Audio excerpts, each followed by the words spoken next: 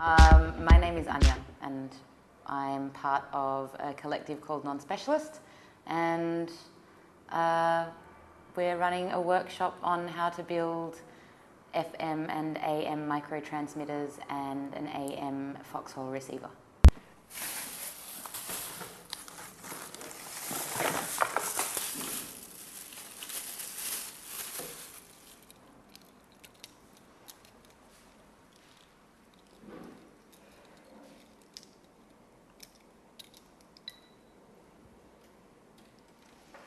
This is an FM microtransmitter. And we're making a model that's designed by a Japanese activist, radio activist and critical theorist Tetsuo Kogawa, who pioneered the micro-radio movement in Japan in the 1980s. We are taking as our basis the idea that if there is a breakdown in all centralized sort of communication systems, how would you be able to communicate? How would people be able to make their own sort of forms of radio communication?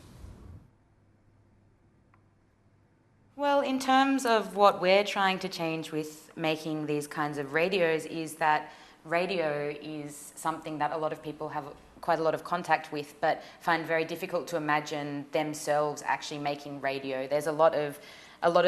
I think, fantasy and a lot of mythology around electronics and around radio in general. So people don't really know how radio works or how to build their own radios. And I think a lot of people couldn't even possibly conceive that it can be so easy to make that kind of form of communication yourself. And so what we're really trying to do with our thing is to, I guess, show people that it is really easy to make small radio transmitters themselves and to enable them to then learn the skills to do that and to kind of keep proliferating that, to keep on passing that on to other people so that people can make their own sort of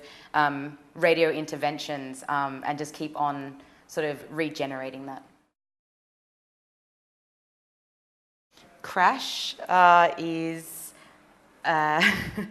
a series of workshops and interventions, political and artistic, that kind of tries to reimagine what life after post-capitalism might look like, to kind of look at different ways that we might be able to engage with our day-to-day lives. So, for instance, through permaculture and the extension of ideas of permaculture into everyday life, into art, into politics, and then various kinds of interventions into everyday realms and into different kinds of contexts, artistic interventions into different contexts that kind of,